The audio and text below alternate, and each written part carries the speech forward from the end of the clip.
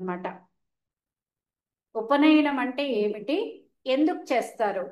First question ఏమంటే, మంగళ స్నానం చేస్తే ఫస్ట్ మంగళ స్నానం చేస్తారు.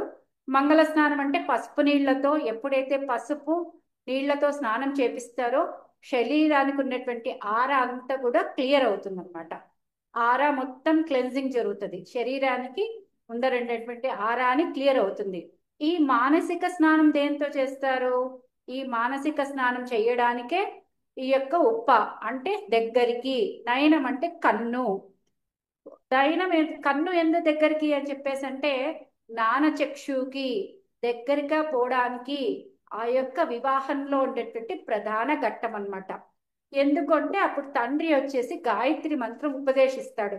గాయత్రి మంత్రము సంధ్యా సమయంలో ఎప్పుడైతే పఠిస్తామో మనకు తెలియకనే ఈ యొక్క సంధ్యా సమయంలో మన ఉచ్ఛ్వాస నిశ్వాస రెండు సమానం అవుతాయి అన్నమాట. రెండు శ్వాసలు ఈక్వల్ అవుతాయి. అదే ఉదయం 4 నుంచి 6 లోపల బ్రహ్మముహూర్తంలో కూడా ఈక్వల్ అవుతుంది అనమాట. ఈ సమానమైనప్పుడు సహజంగా శ్వాస సమానమైనప్పుడే ధ్యానం అద్భుతంగా కుదురుతుంది, మనసు నిలుస్తుంది అనమాట.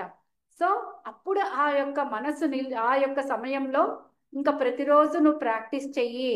ఎప్పుడైతే వివాహం జరుగుతుందో అప్పటి నుంచి ఈ మంత్రం రోజు పఠిస్తే ఆ భగవత్ సాక్షాత్కారం నీ లోపల ఉండేటువంటి దివ్య చక్షువు తెరుచుకొని అప్పుడు ఆ భగవత్ సాక్షారానికి దగ్గర అవుతావు అని చెప్పేసి ఉపనయనం అనేది చేస్తారు. ఉపనయనం అంటే దానికి అర్థం అన్నమాట.